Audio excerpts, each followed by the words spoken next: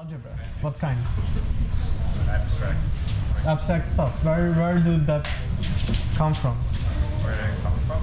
Yeah, all those equations. The objective function. Huh? Yeah, but did you start? So the goal of this class is going to be building up that support vector machine objective function from scratch, from the very beginning. So that at the end of it, if you didn't, if you don't remember any loss function, you will be able to just start with devising the problem itself, and by that, step by step, you'll be able to come up with the loss function by yourself. So, what's the main problem? Why do we need things like support vector machines?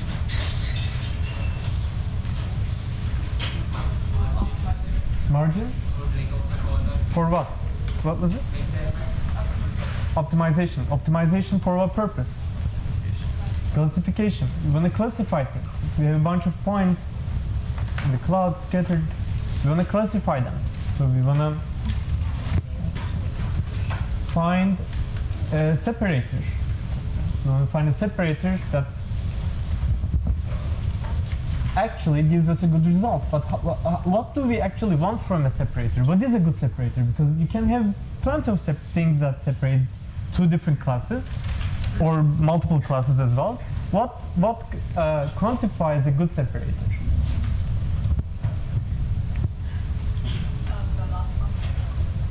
Loss function?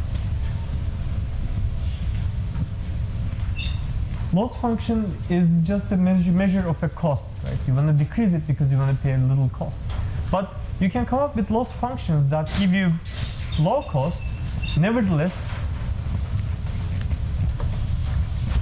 it might be performing bad when it comes to classifying points.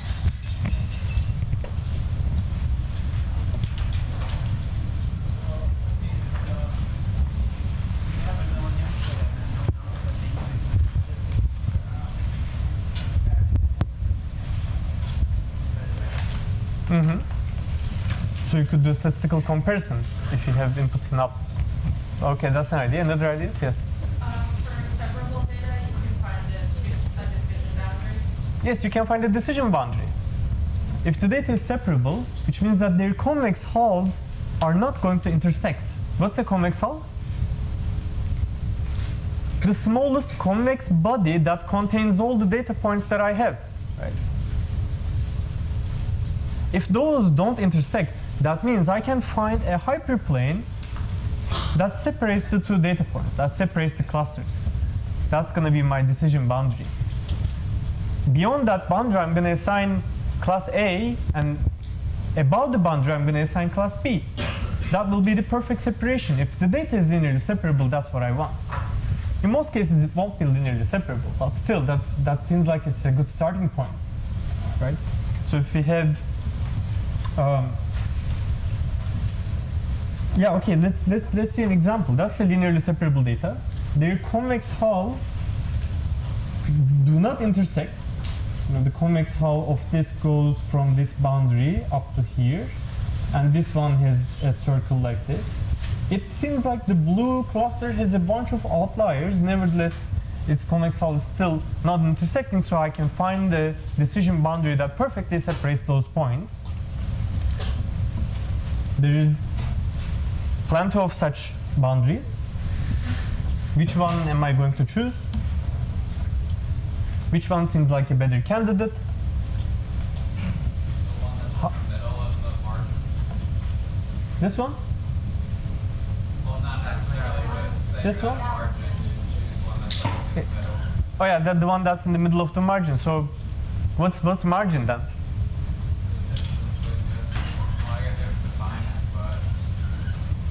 You defined it in previous class. Y times f of x. So what's y and what's f and what's x?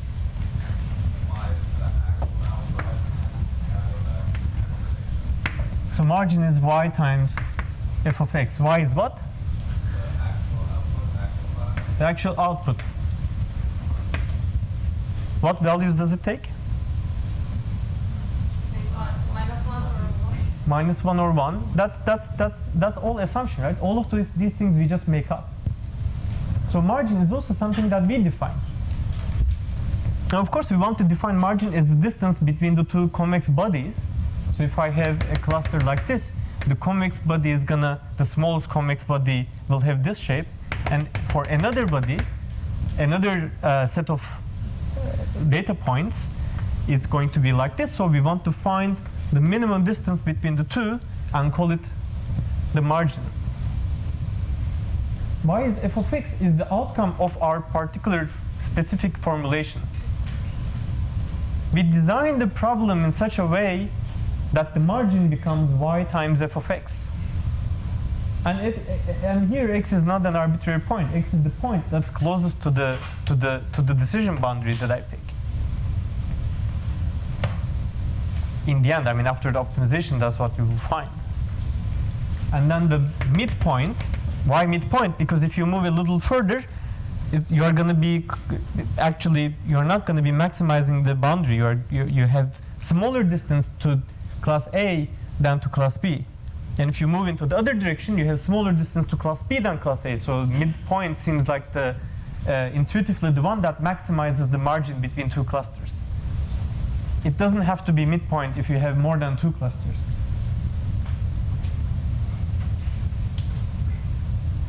So how does it happen that margin becomes y times f of x after our design? Before going that, let's start what a hyperplane is. How do you represent a hyperplane? How do you represent a line? A line is just a simple precalculus equation. Y is equal to m times x plus b. M is the slope, and b is the intersection, right? The y-axis intersection. In a little more linear algebraic terms, we can rewrite this in this matrix multiplication, in this vector dot product. And we want to generalize this, so instead of working with m and -1 all the time, which seems to be the standard form in the precalculus, we want to write vectors in terms of its components. So those vectors seem to be in R2. So we say W1, W2 instead of m and -1. And their connection is pretty trivial to calculate, but rewriting it in this form allows us to understand what a hyperplane is. So you can generalize it from this equation, W1, W2 dot x1, x2, take it up to n. Let's say we have vectors at Rn, then the equation becomes W dot x plus b, right?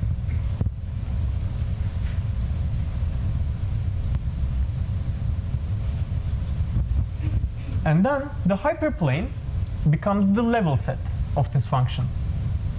This function is all other functions. It's just a function that takes a point from a domain and assigns a value to it.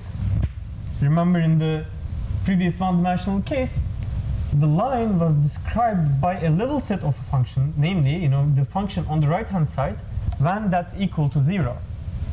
So all the set of all x's that makes the function on the left-hand side 0 describes us a line. Similarly, the set of all x's that makes our dot product plus b 0 describes a hyperplane. They are pretty analogous concepts. The equation is pretty simple to generalize. And then, what other things do we have? That v seems to have a special property, namely that v in this L of x equals to v dot x plus b is orthogonal to L. What does that mean? What does orthogonality mean? Perpendicular to what? Yeah. So in the usual case, if I have a line here, the v vector is going to be something like this. Right? That's going to be perpendicular to it. It's going to be perpendicular to any v vector I take from L. Right? But it's a little special because this example passes through the origin. If it's shifted a little bit, if I have a line that doesn't pass through the origin, what am I going to do? If I take a vector here, this vector, let's say this is an orthogonal vector V, and I take a vector on this, V prime. Are they orthogonal to each other, this vector and that vector? No, they are not, even though the point was chosen from the line. So it's not enough to choose a point from the line. The vector that I choose should live in the line. So I have to choose 2 points, V and V prime, and subtract them so that I get a vector that's aligned with the line, and then this vector will be orthogonal to V. In doing computations, that seems to be one of the common trips. In this picture it seems clear, but when doing computations you should pay a little more attention to it. In higher dimensions it can be a little more counterintuitive, because you say you're in R3, you have a plane, and you shift that plane by a little bit, and you mistakenly take a point on the plane, thinking that that vector lies on it. It actually is a point in there, but it's not a vector that lives in it.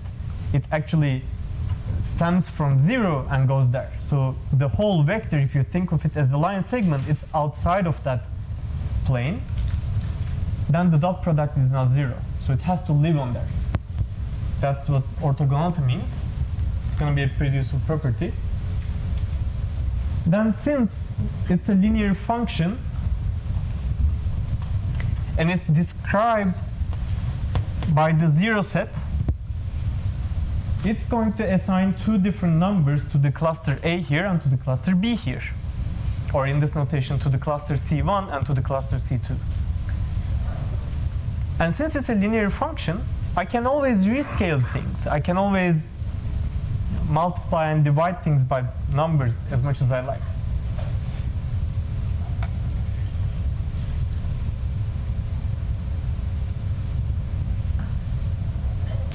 So what values do I want L to assign in different clusters? In this slide, the blue and red comes from this example. So I just made it up and said, let's assign positive values to blue ones and negative values to red ones. And it's possible, but it's arbitrary. I could have chosen the other way around. Then, is it possible for L to assign the 0 value for any of those points? When does L assign the value 0 to the data points?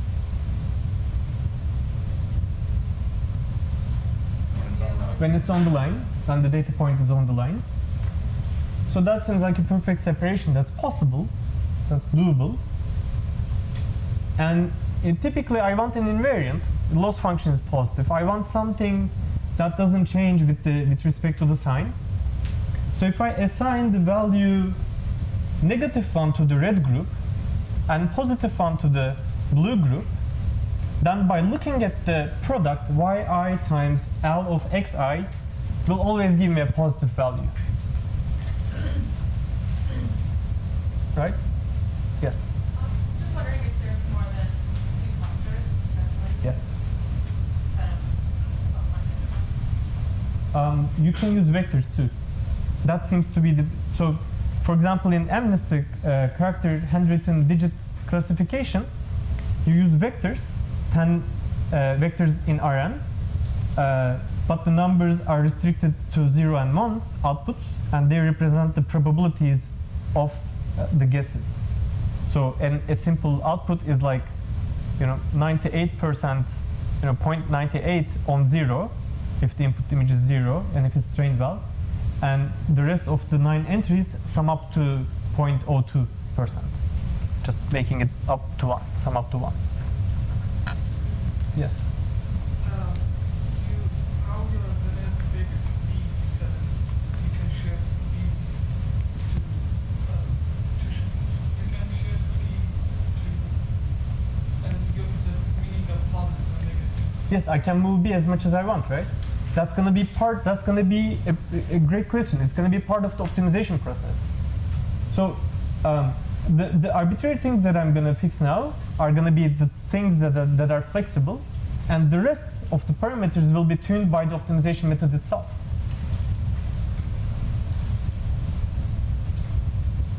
Training will handle that. So if I know that there's a perfectly linearly separable beta, then I can find a hyperplane that separates the two. That hyperplane can be described by the level set of a function, of a linear function of the sort that's described. And once I have that, y times L of x, which is the same thing, L is f here, y times f of x, margin is going to be always positive. And then I will maximize the margin. So the points that are closest to the line, they are going to matter, right?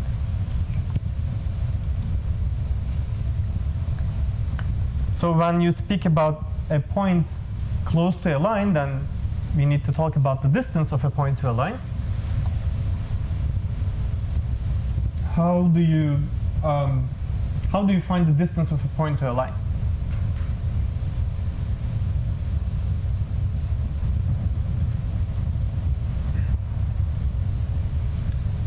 Yes? Yes. Right? You take the projection. And you take the projection onto what? Onto the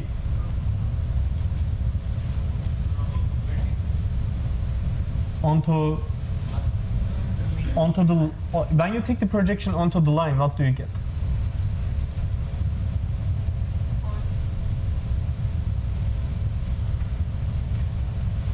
What's this v vector here?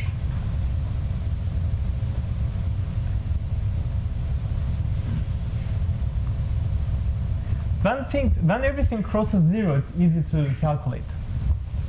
But when they're shifted,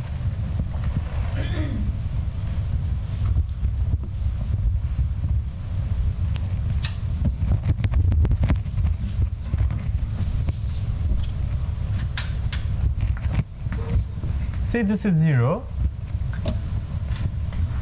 this is the line, and this is any point given to you.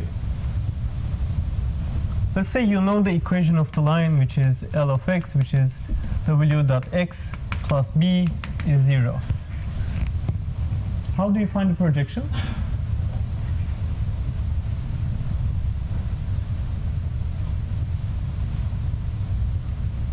Any guesses?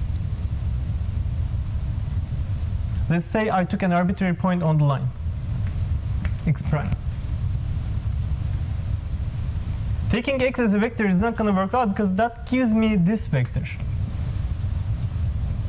This doesn't seem to be aligning with anything. It has not much value.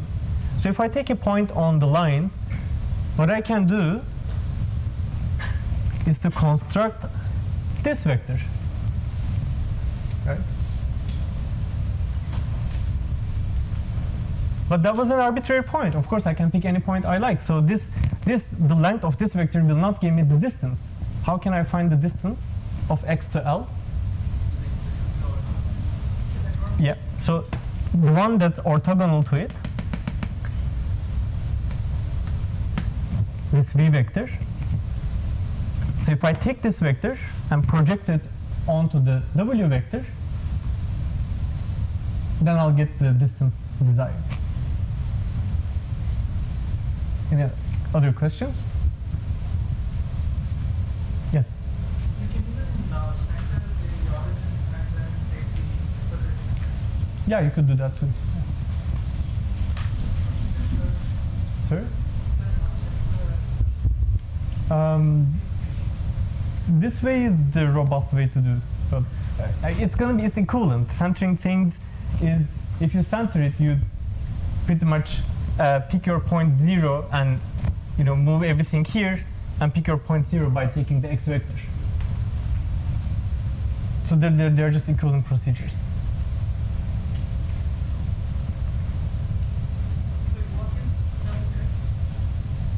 Which one? The capital L or small l? The small l is the function.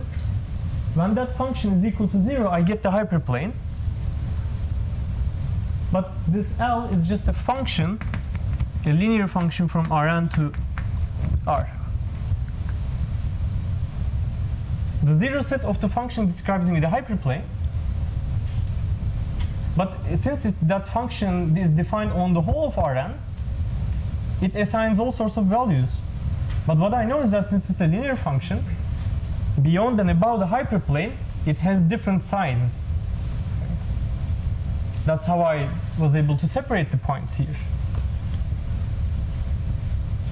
The hyperplane was assigning 0 values when there is, when on the hyperplane, the values of the function are 0. On the red cluster, the values of the function is negative numbers. On the blue region, the values of the L function is positive numbers. And since I appropriately chose to classify the red ones as negative ones, and the blue ones as positive ones, by design, by that particular choice, y times Li was always positive once I have a hyperplane that perfectly separates the data.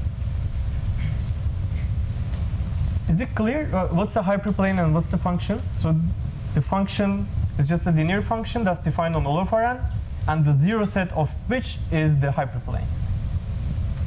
Yes?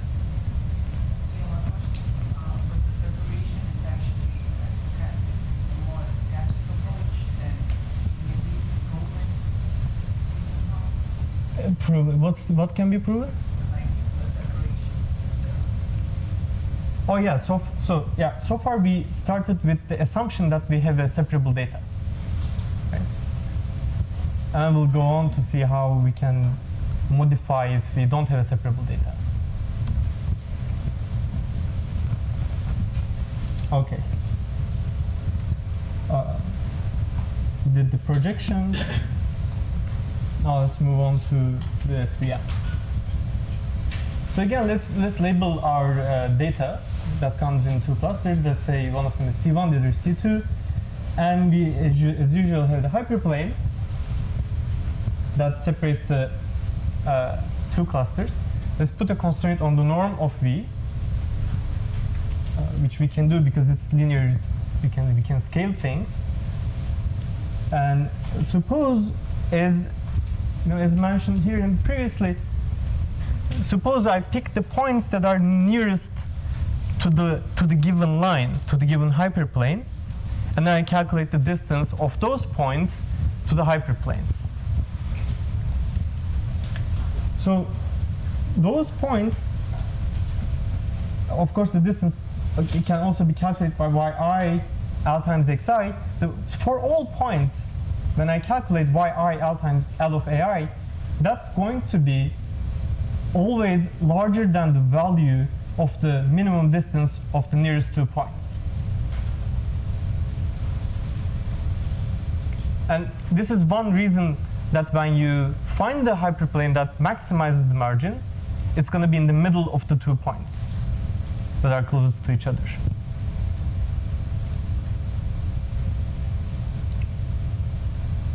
Let's call that distance m once it's in the middle. So this distance is m, and this distance will be m2. The total distance is going to be 2m.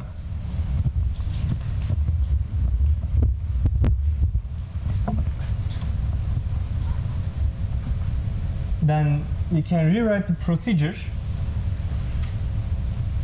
of maximizing the margin. M is defined above with the only constraint that norm of V is going to be 1. So the W parameter is constrained on the sphere. That's subject to the following condition. Yi times the value of the function L, once evaluated on the data points, is going to be larger than m. Why is it going to be larger than m? Because it's going to be larger than margin at all times, because margin was defined as the minimum such distance.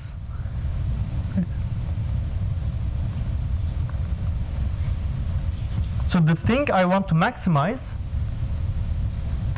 this distance, so this distance, so once I have this hyperplane, this distance is going to be m. And this is when I have yi times L of xi, when xi is this point. So if I take any other point, it's going to give me a larger number. That's the natural constraint that I can put. For any other points in this cluster, yi times L of xi is going to be larger. So this will be lower bounded. This will be my second constraint.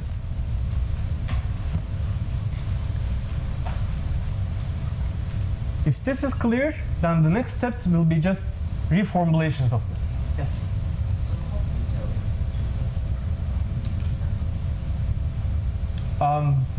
So far, we started with that assumption. If they are not separable, then we'll modify the procedure according to that assumption. Yes? What if we have outlier observations in the data set? Yes, that will change the lines. That will change the cost. But we have noise now in the data set if we have outliers. Now, even if we have outliers in the data, we assume that we start with a perfectly separable data. So very soon, in 2 steps, if we have outliers that actually crosses the boundary, we will allow that. We will give some room for this, for the outliers that actually cross the boundary.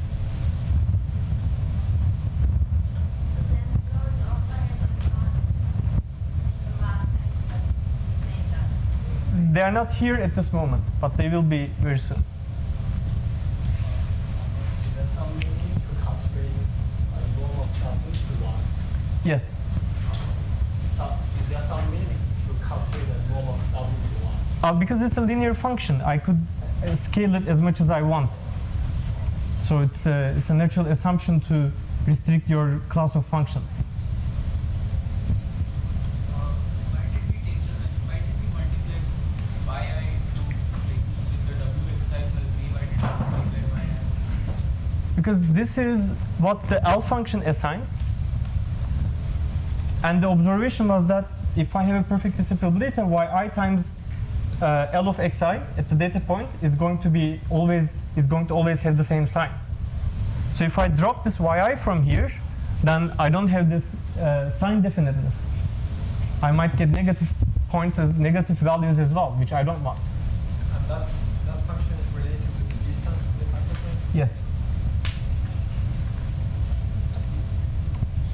So let's keep that in mind, this procedure, and let's modify it. So if I have any pair WB,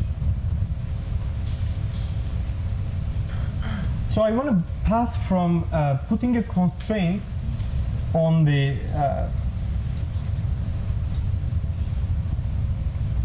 so I want to pass from putting I want to pass this problem with the constraint on V to maximizing M to an equivalent problem of minimizing V, releasing that norm 1 constraint and minimizing V. How can I make that shift?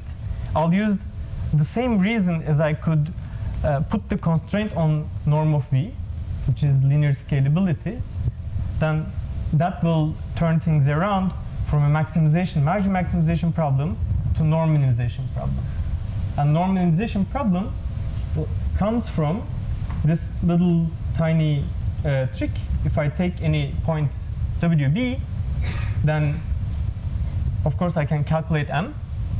Then I rescale W and B by dividing both of them by M. What happens then, if I plug the new pair, W prime and B prime, into the equation, instead of here, I divide everything by M, divide by M. This is divided by M. So this inequality will be greater than 1 instead of greater than M. And since in this equation, the norm of W is constrained to 1, maximizing M in this sense translates into minimizing V prime, right? Any questions so far? By just scaling things, scaling the W and B variables, I was able to change the problem from this equations 1 and 2 to equations 3 and 4. Just a simple minor step. Now here, if your observations are in order, norm of W prime, which is going to be our new W, is 1 over M. That's why the maximization problem turned into a minimization problem. Margin maximization problem turned into a norm minimization problem. The problem is convex and quadratic. And now we'll go to the question of the clusters being overlapped. What happens if we have overlapping clusters? So what will happen is that we will allow some room for each point to cross the margin. Previously we had the clusters, but we didn't allow, it was a hard restriction, it was a hard constraint that they were going to be at least m distance away from the hyperplane that separates them. So what we had was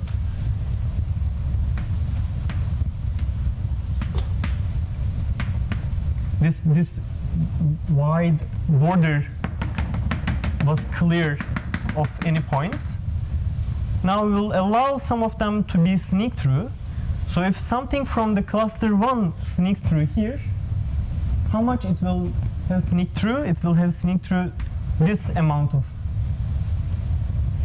this much. And let's call this much. If this is the point I, this distance will be Ti. So if we have overlapping data points, for each data point we will allow how much that point is allowed to sneak through. And that allowance, that little room for each point, will be called by Ti. They're called slack variables. We don't want it to be too much. Otherwise, our prediction is going to be too off. But we will allow a little room for them to fall through. So how can we modify the first formulation using the slack variables? Remember the first formulation. Let's keep equation 5 as it is, the first one. We don't have to put any TIs in it now. But the second one, equation 6, we can represent it as 8 by introducing the slack variables. So instead of that function, that product, being constrained from below by m, it's going to be constrained from below by m times 1 minus Ti. So that from the original problem, Ti in this case is not an additive distance, but it's a multiplicative room. We could have done both. So just like we did here in this setting, we modified the problem from bounding things from below by m and having a maximization problem.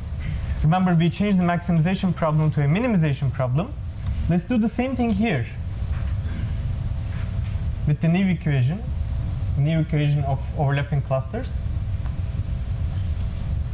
So once we do the same procedure of finding the equivalent formalization in terms of norm minimization,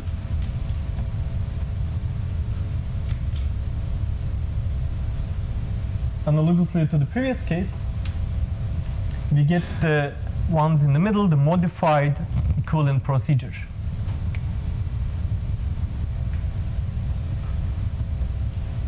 As you can observe, the equations 9 and 11 remain the same. But in the rescaled one, equation 10 and 12 are equation 12 is modified from equation 10 to allow an additive Ti room for variables to sneak into the margin.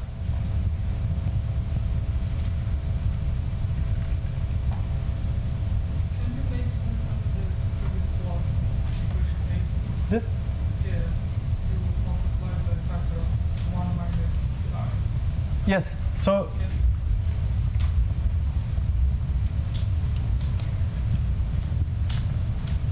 here, the nearest point had the value m, right? yi times L of xi. So for all other data points, I had this value to be larger than m. But I want to shrink this value. I want to allow points to have some room. So instead of them being larger than m, if I multiply with a constant that's less than 1, then I actually shrink the margin. So the margin maximization problem is the first line. That remains there. That's the same. The constraint I put on the data points is in the second line. That's why I keep the margin maximization problem the same. So the margin is still at the same place. The margin borders are still at the same place.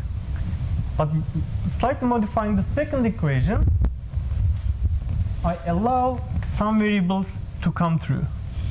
By how much? Instead of being larger than m, I allow them to be as close to the line as m times 1 minus ti. Yes? So can TI bigger than 1? So Uh, the point actually goes. Yeah, in this case, no, because it's just a multiplicative factor. So, Then the multiple factor is next, right? just a second, good question. So what happens if ti is larger than 1? If ti is larger than 1, I allow this to be a little negative, but not too negative. So it can actually cross to the other side. Yes, true. Yeah, I think there's no obstacle ti to be less than 1. So it can be more than 1. Yeah, we can allow clusters to pass through the other side. Yeah, great question. Any other questions? Yes. But we are still not taking care of points outside the hull, but not within the margin. This allows them to lie within the margin. Yeah, but what about, so we are trying to maximize the margin. Mhm. So that means that we're trying to restrict the hull, Mhm. size of the hull or the curvature of the hull, but we're not placing any constraint as to how much amount of data that should encapsulate. You understand? Like, what if there are outliers on other regions? Mhm. Like too far away from the region? Yeah, too far away from outside the hull, Mhm. but little closer to the hull. Yeah, but as, Maximizing the margin, Mhm. you're also making the curvature of the hull a bit narrow. I'm not sure I perfectly understand the question, but if the data points are on the other extreme, then that's not an issue, because they are already separated. Right? So the outliers in the other part, they don't bother me, because I'm worried about the boundary between the two. If that answers your question. Okay. So now,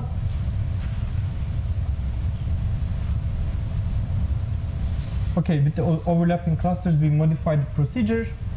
So equations 11 and 12 are the final versions of the modified problem. That is what we obtained after rescaling. So we modified from margin maximization to norm minimization. And we changed the second constraint so that we allow little room for points to sneak in. Okay, that's so far so good. But note that since I rescaled the w's to w primes, here in this equation, 11 and 12, I don't have to keep using that w prime and b prime. They're just like in other points. I can go back to the original notation of w's and b's. I can forget about m. That's in the background once I'm settled with equations 11 and 12. And then I don't want to allow too much of them to go through the other side or be in the margin or to cross the barrier that they are not supposed to cross. So the constraint I'll introduce is a constraint that bounds the sum of those slack variables. So sum of ti is going to be less than c. That seems like another reasonable constraint to put.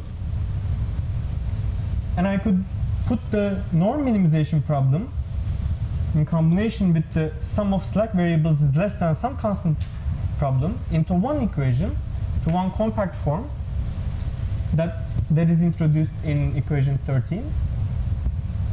So that optimization, so minimizing that problem, 1/2 norm w squared plus c times sum of the slack variables will take care of it.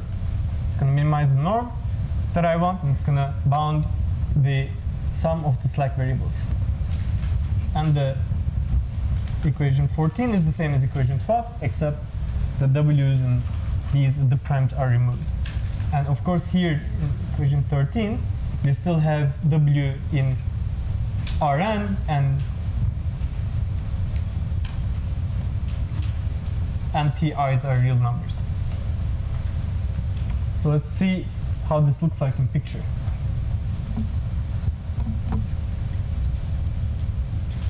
We started with the separable case. This is the first picture on the left. This picture is taken from Hastie's book, and the notation is just slightly different. So as a reference, I wrote here that the beta is going to be w's that I've used all along, and the beta naught is the b's. So beta naught is the shift, and w is the norm, the parameters that we want to minimize, whose norm we want to minimize. So if we start with the separable case,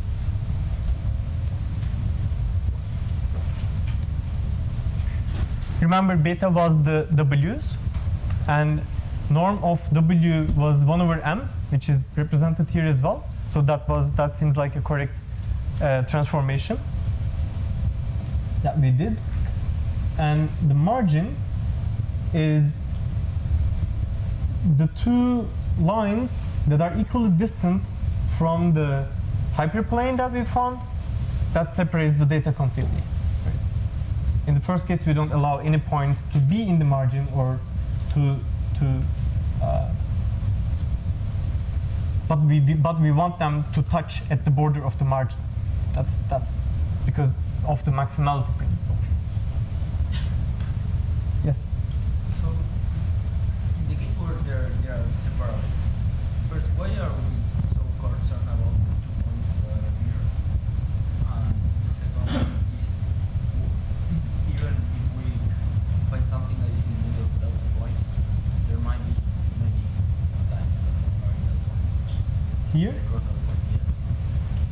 So, look, here in this example, once you have this point, this green point, there are 2 green points that's touching on the line, right?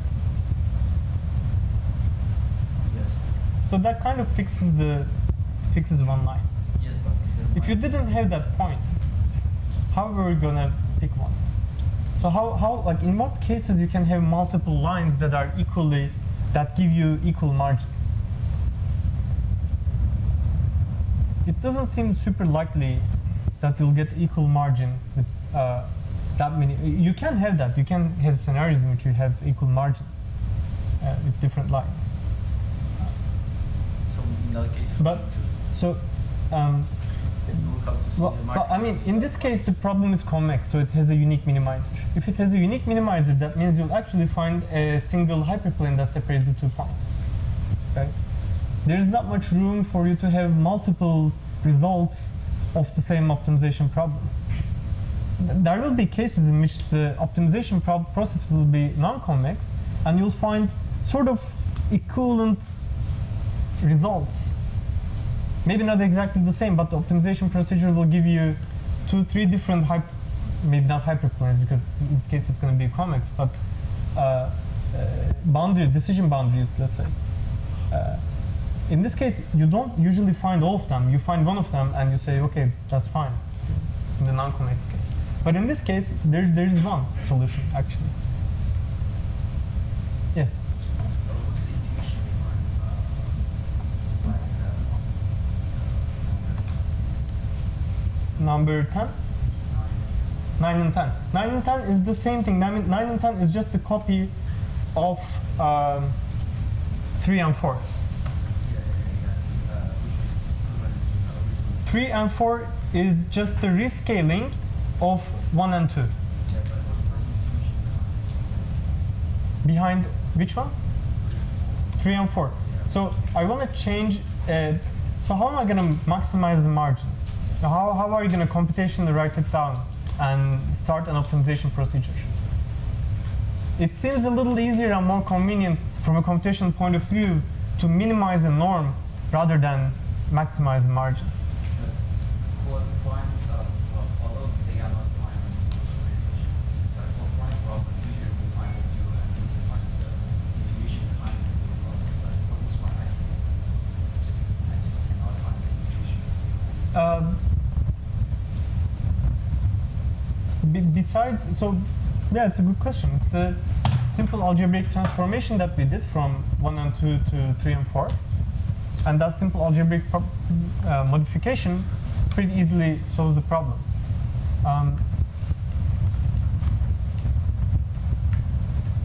I'll think about it. I'll think about an intuitive explanation of norm minimization.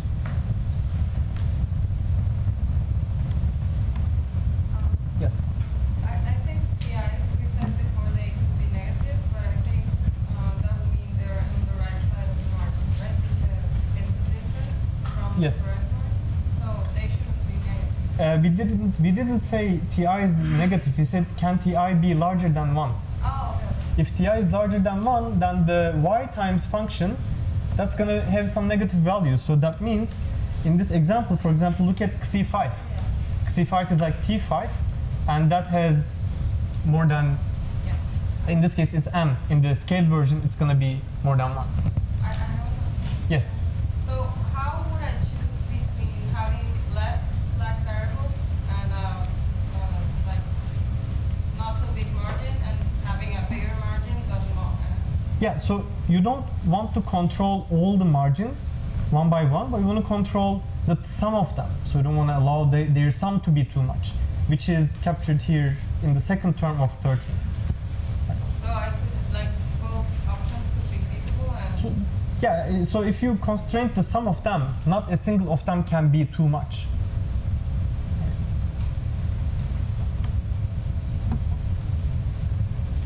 Yes. So we define M as like a set based on separability, so that I'm confused like the meaning of M once you get into a non-separable situation. Good question. It's as if the data is separable. So you set up the norm minimization problem. It's as if the data is separable, but once you allow some of them to have this T way, it works out the same. So like the picture. That's why the picture is the same here. It's as if the margin is there for the separable case, the wide band. But then the extra slack variables that's introduced allow them to come in. So the equation 13 here is like margin maximization converted into a norm minimization, but it has the additional benefit of allowing some of the points to sneak in. Okay, I have a few further problems. If you have some time, please try to think about them, and feel free to come to office hours for answers and discussions.